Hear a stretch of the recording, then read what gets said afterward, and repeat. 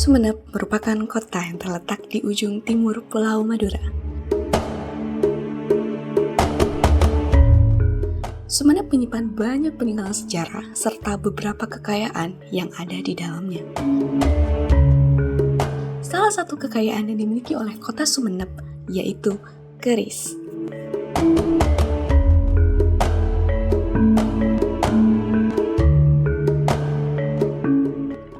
Keris merupakan senjata tikam yang diperkirakan pertama kali ada di tanah Jawa pada 230 Masehi. Keris memiliki bentuk khas dan mudah dibedakan dengan senjata tajam lainnya karena memiliki bentuk yang tidak simetris di bagian pangkal yang melebar dan seringkali memiliki bilah yang berkelok. Keris dibuat dengan cara ditempa berulang-ulang yang paling sedikit dengan 64 lapisan besi dan pamor.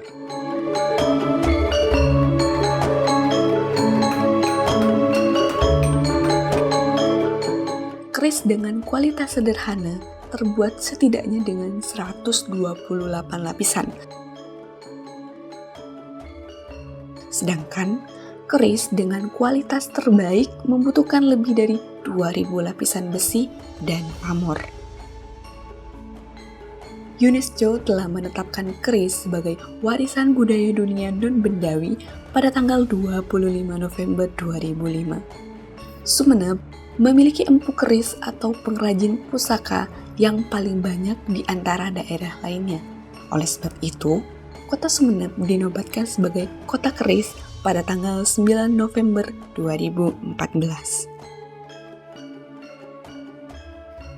Keris Sumenep terdiri atas bilah dan perabot, atau hulu dan warangka yang mempunyai ciri-ciri khusus. Baik bentuk serta ragam hiasnya sangat terlihat jelas mempunyai karakteristik yang indah. Sebelum bilah dikeluarkan dari sarungnya secara umum, keris Sumenep mempunyai perabot yang cenderung berukir, baik ukiran sedikit hingga ukiran yang hampir penuh pada seluruh permukaan hulu dan warangka keris. Keris khas Sumenep cenderung mempunyai motif pamor yang lebih tebal dan corak yang lebih cerah dibanding dengan keris daerah lain.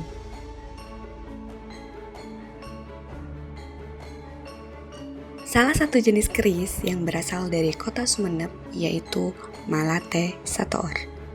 Keris Malate Satoor memiliki pamor yang unik, yoni atau tuah yang menarik jika dilihat secara esoteris. Keris Malate Satoor memiliki motif yang mirip dengan kelopak bunga melati yang diuntai dengan benang. Keunikan pada bilah keris Malate Satoor terdapat 41 untaian bunga melati.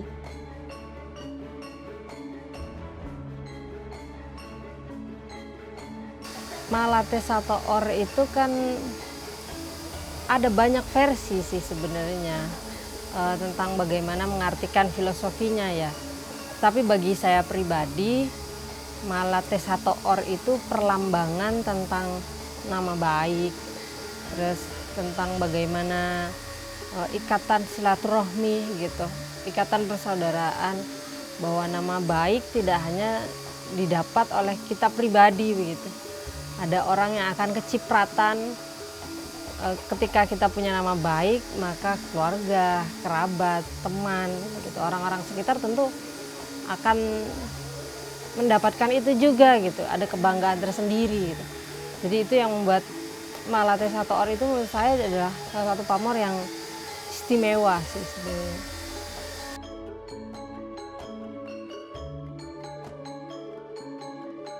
Tentu ada perbedaan, salah satunya itu memang karakteristik Malate Satoor itu kan melati Satoor itu kan yang ditusuk gitu lah, dijadikan satu gitu.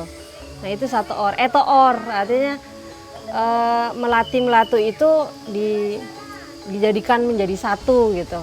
Nah tekniknya apa? Ada tali di tengah biasanya. Alat noor malatena itu di situ gitu. Pasti seperti ada tali di tengah untuk menggabungkan beberapa tumpuk melatina itu yang menurut saya susah gitu. Artinya lipatan tali itu juga hanya di tengah kan, tidak ada di bagian samping lainnya. Terus kemudian bagaimana membuat tumpukannya itu terlihat menarik gitu. Itu sih yang lebih, menurut saya pribadi, susahnya di situ bikin melati.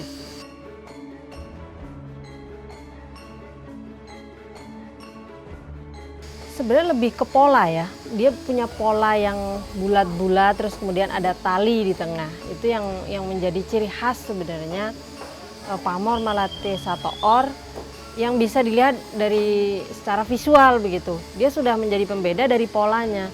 Jadi kalau ada pamor bulat, terus kemudian di tengahnya itu ada tali, seolah-olah menusuk beberapa tumpukan melati itu gitu.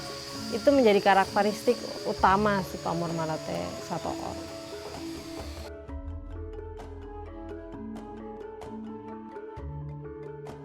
Untuk pastinya sih saya ini ya tidak terlalu sedetail itu gitu.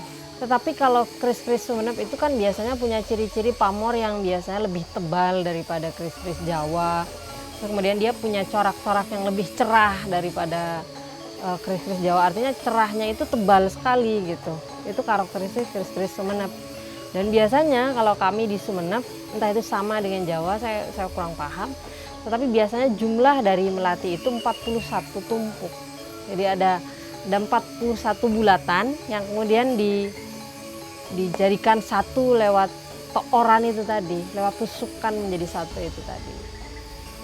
Itu sih ciri-cirinya kalau kami sebagai pembuat biasanya membuat keris Malate Satoor di Madura gitu, di Sumenep.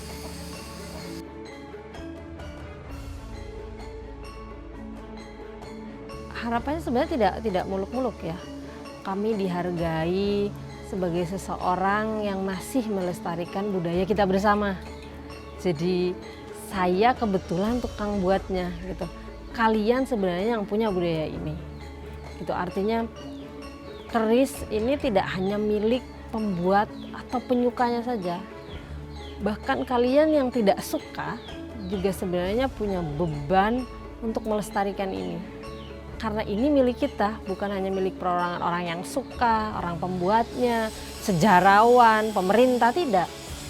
Jadi lapisan dari hulu ke hilir ketika kita hidup di Nusantara ini, makan dari tanah yang kita pijak, maka menjunjung tinggi budaya keris itu menjadi kewajiban bagi kita semua. Dengan memahami sejarah perkembangan keris, semoga masyarakat dan generasi penerus semakin tergerak untuk melestarikan warisan budaya yang begitu luar biasa ini.